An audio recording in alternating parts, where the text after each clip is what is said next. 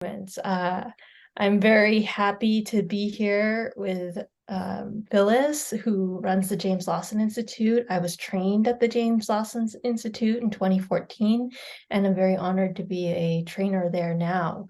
It is a great example of how we can invest in growing people in our movement. I also edit nonviolence news. So every week I look for and find 30 to 50 stories of nonviolence in action around the world. And it has blown my mind. I always knew this stuff was powerful, but the discipline of finding these stories and sending it out to 90,000 people has convinced me that we are underestimating our power and undertelling our story. So that's also very inspiring. The third thing, well, I guess the third hat is I work with Pachi Bene and Campaign Nonviolence, which for 10 years has sought to mainstream nonviolence, to organize in all 50 states and around the world. In our last week of actions, we had 5,000 actions and events happening to build a culture of peace and active nonviolence, free from war, poverty, racism, and environmental destruction. And we see every day the importance of this narrative shift that we're going to talk about today, and what it means to people in their everyday lives, the sense that something is seriously wrong with our culture of violence as we know it in the US, but something is seriously right with the alternative. And lastly, I work in literature. I write fiction for young people and for adults that takes the skills and practices that we all know and love and says, why are we continuing to tell stories about violence, which is morally wrong, painfully injurious, and actually doesn't work as much as nonviolent action? And I get to see in kids' eyes what happens when their heroines use nonviolent action instead of pulling out a sword. It is magical. It is transformative. So suffice to say, we have solutions. We have power. We have viable alternative. We have the medicine for what is ailing our country. And the task before us is to tell this narrative to larger and bigger and more mainstream audiences. And I hope today that we can reflect together about how we in our organizations can work together to find these leverage points, to start playing at a higher level, and to be reaching more people. And we're going to hear from some of our colleagues at the King Center who do that in powerful ways already as well. So, I think this is a great moment and a great opportunity. And with that, I'll hand it over to the other speakers, including Phyllis. Thank you, Rivera. Thank you. And thank you all for being here. I'm delighted to have been invited. As has already been said, I've focused on narrative throughout my career. Currently I'm on the faculty at Vanderbilt University, and I teach a course, Spirituality and Social Activism, and I teach a course, Nonviolence in Theory and Practice. I begin both courses by saying something like, violence never dismantles, it never corrects, it never creates systems of justice, repair, or reparation.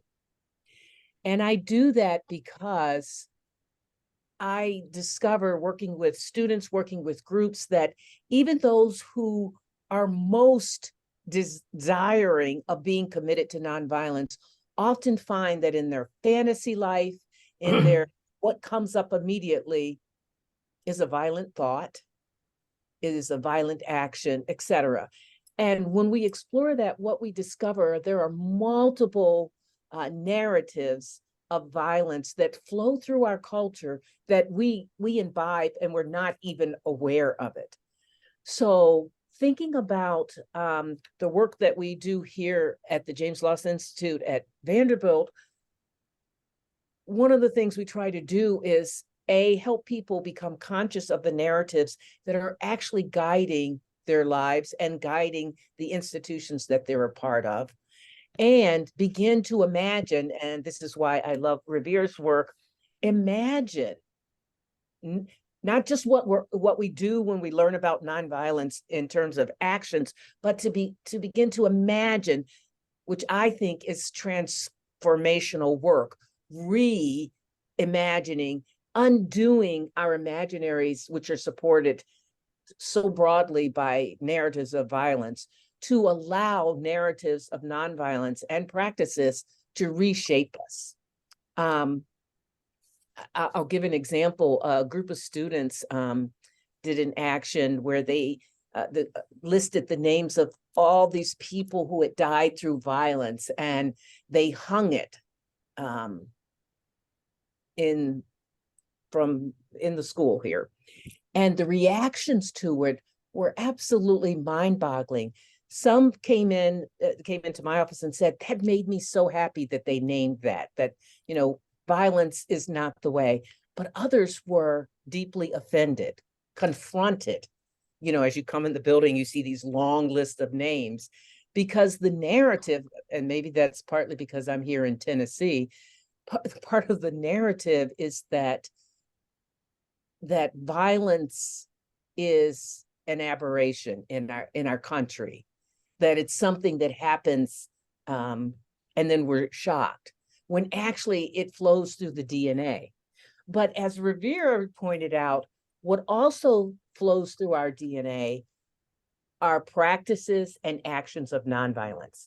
And it is those narratives that together we have to have rise to the top, so that when we talk about creating an action, for instance, that is motivated by, supported by a commitment to nonviolence practice, that it too does not feel like it's an aberration or even something new, but that it's already in our bloodlines, and that we can pull those forward to guide us. And the last thing I'll say about that is that we have to do that because there are some narratives that make it to the airways, make it to the newspapers, for those that are still printing, much more easily. And those narratives say that we are forced to choose violence to deal with global issues, local issues. And without the narratives of the way in which nonviolence is working around the world, I think of Erica Chenoweth's research, without those narratives being right at our fingertips and in our hearts and minds, we will continue to do two things. We will continue to evoke violence as a solution, but we will also continue to project it. I said that was the last thing. The final thing I want to say is that I think that collectively we will really grapple with this more when we begin to see that violence, just like nonviolence, is a spirituality, meaning that it flows, it directs, it creates the paths that we take. And I think when we own up to that, we will also own up to it is our collective personal and communal need and right and responsibility to change that narrative. I'll stop there. Thank you. Oh, thank you so much, Dr. Shepherd. So let me bring Revere back.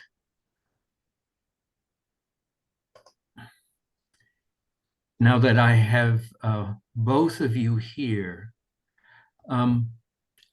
what can we do together to help develop new narratives?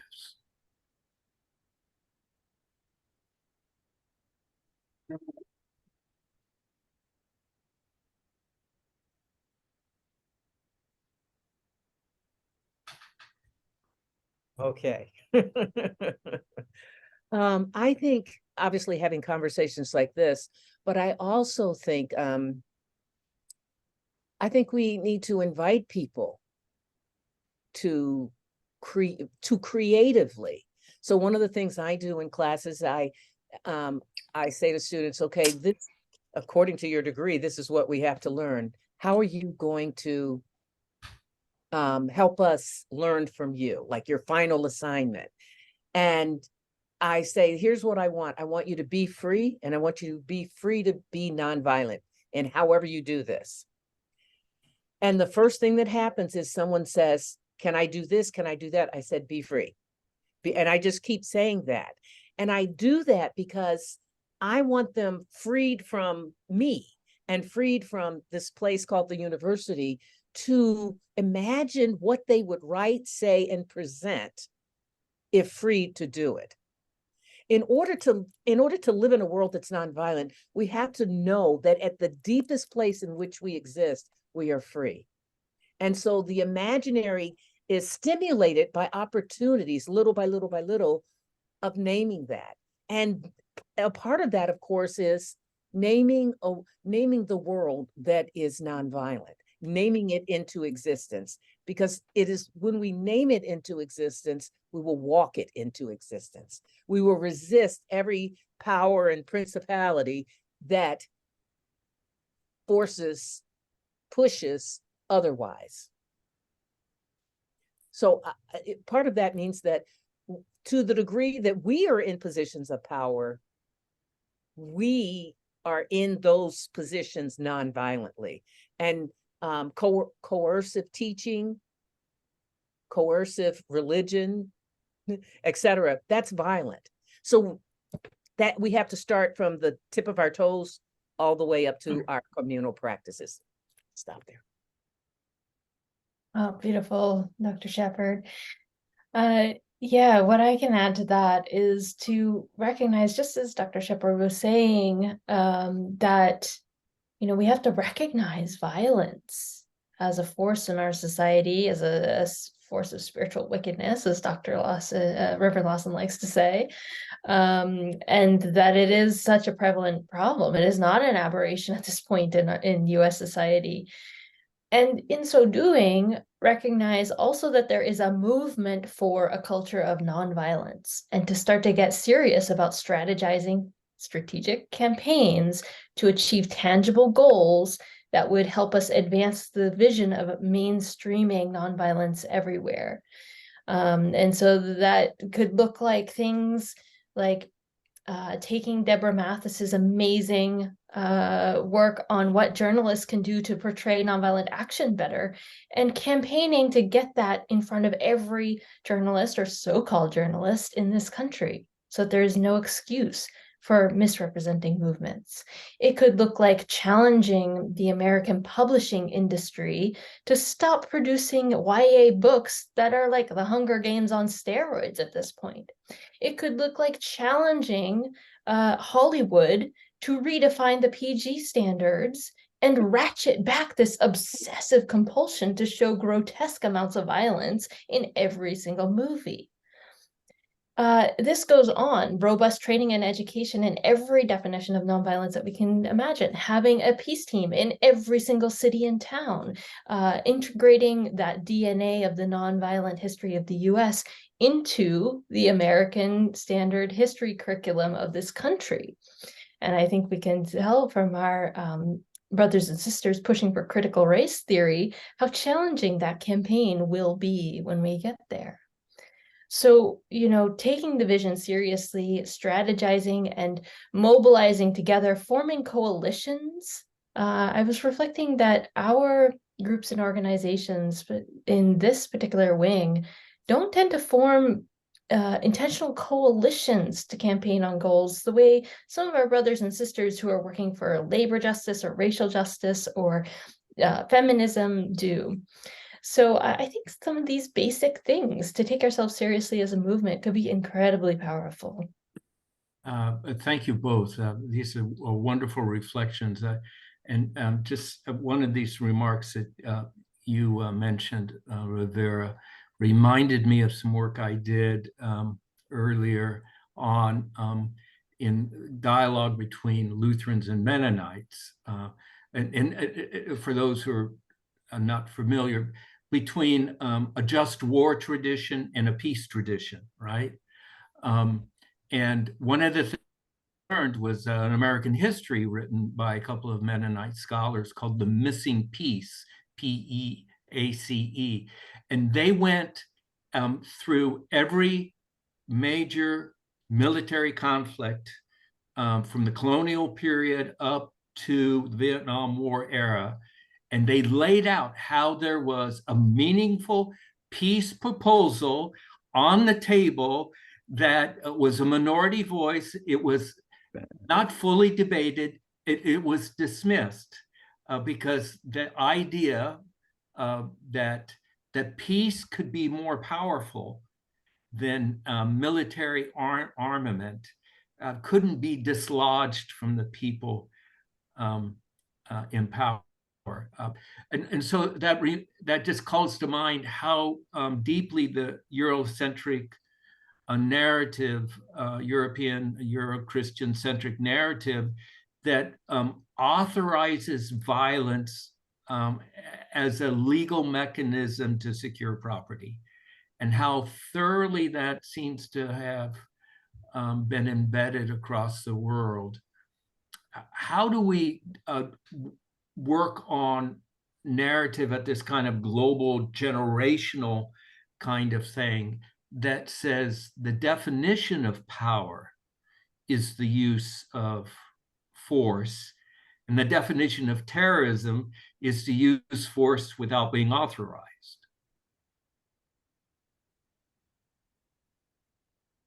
Yeah, with that, your phrasing made me reflect on is how often nonviolent activists are called terrorists because we are using force without being authorized. It is kind of the definition of our work. But I think, when you say talk about the global scene, the first thing is to listen to the global movements. African nations are the vanguard. They are the forefront of nonviolent movement organizing, nonviolence education, peace strategies, and peace buildings. And so, if we want to have a global conversation, it's got to be a global conversation. I think as a US citizen, which is ground zero for the export of violence around the world, I think a lot about how to take responsibility for this culture. But yeah, we have so much to learn from other people. Absolutely. I think one of the biggest things that impedes us is that we're often working in silos. So in all our work, I think we have to begin to see who across the globe is also doing the work that we're doing. I mean, even this gathering right here is in the service of that we are not in silos doing this work, and that too, as already pointed out, we can learn from each other. And particularly when we listen, that's the word you used, and Rivera, and I like it because so often we think we have to take something somewhere, when we really, on this side of the globe, need to be listening to those who are actually utilizing nonviolent strategies, and strategies that we have not yet thought of. We need to be listening and also advocating with, in a way that is not over, that we're the experts, so to speak. So I think that you're so on target there. And I think there are ways we need to make our connections that are clear, transparent, and that last. That's what I want to say. Often we make connections because a crisis has occurred, and we're seeing that right now in many places. But how do we sustain those? And this may be not helpful, but I think that we should always be thinking that violence will break out somewhere. There is no permanent resting place from this, because just as we're trying to change the narratives that are over our heads and in the air we breathe, they will rise up. And I am convinced, just looking at what's happening in the United States, that it is always having the long view in terms of narrative and in terms of practice that is going to help us. Those who have the long view, have the long trajectory, and can make what they wanted in 1965 come back up in 2023, both in the States and across the globe. So developing that tenacity for the long view of the work. Yeah, I like the focus on seeing a future that our grandchildren can live in. I'm always moved by Dr. King's dream speech, as so many of us are. But what moves me is he's really talking about the kind of world his grandchildren could live in at the end, when he's talking about children holding hands together, right? But it feels so immediate. But he has this 100-year vision in the dream speech, and I think sometimes we've sort of missed that telescopic lens that Dr. King often used. And so I'm going to give gentle time, 5 more minutes, and then we're going to break out to yes, breakout rooms. Thank you, Amy. And so this idea that the work we're doing now is in many ways seed planting for our children and our grandchildren and our grandchildren's grandchildren. And so how does that perspective settle in with the two of you? Because there's obviously a generational difference among the three of us here. So.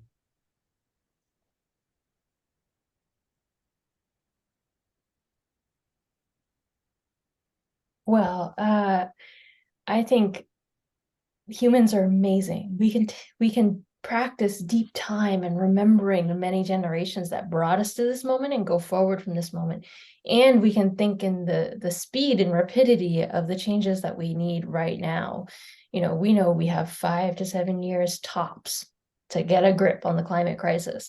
That is so fast and immediate.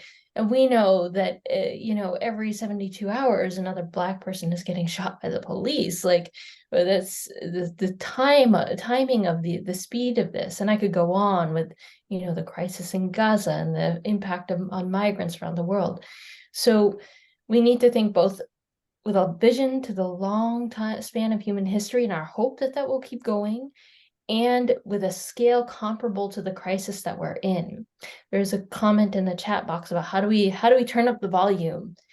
Gene Sharp, the one of the preeminent researchers on nonviolent struggle, cautioned us to not organize person to person, but to organize institution to institution, so you can get that multiplier effect. If you want to transform society, you need to go to the American Council of Journalists. You need to go be making speeches at the publishing industry conferences. You need to be looking for those institutional influencers. This is what I mean by it's time for our movement for nonviolence to play bigger, right? To go talk to the people beyond our circles, the professionals who have networks, who could be talking about the viable strategies and solutions we have to bigger audiences, to people who haven't heard about it yet. PBS should be putting out a documentary on nonviolence of all sorts every single season. And by that, I mean like every 6 to 8 weeks. There's enough material that they could be doing this for the next 10 years in meaningful ways. Why aren't they? And why aren't we demanding that they are? So that's some thoughts. I'm going to hand it over to Dr. Shepard. Yep. 2 minutes, Dr. Shepard, and then we're going to do the breakout. Okay, just to tag on to Rivera, I would just say the other thing we need to do is to really push for nonviolence to be moved across our curriculums at every level, preschool through lifelong learning. So I'll stop there. Absolutely. In fact, I think de-escalation training ought to be the primary way that police officers are trained, but there's more that can be said about that. We're going to set up breakout rooms now. I'm putting some questions in the chat. Oh, I was able to do that, Russell. So good. Yeah. There you go. So Amy, you want to talk about the breakout rooms? Yeah, so what we're going to do is break out into groups of 4 or 5, and we're going to have 15 minutes of that. So do the math and make sure that you allow opportunity for everyone to share. That doesn't mean everyone has to feel compelled to speak, but we want to create space.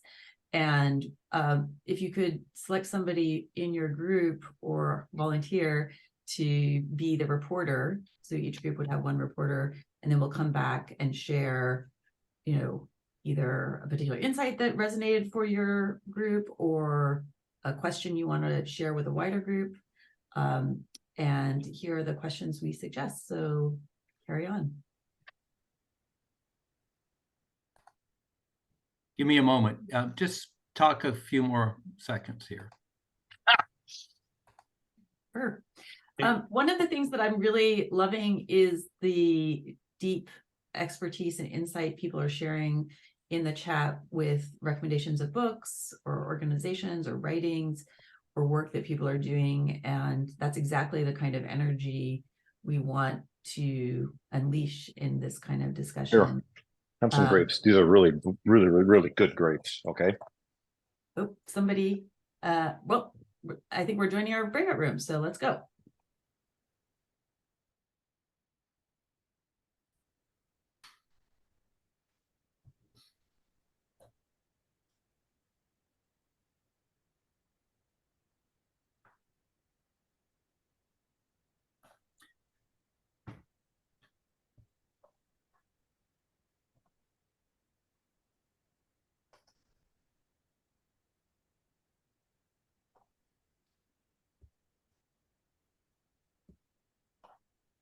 Russell, I'm not sure that everyone got their invitation to a breakout room. I know I didn't. I didn't as well. Yeah, I noticed that it was supposed to assign everyone automatically, and it's not doing that. So I'm having to do it one at a time. And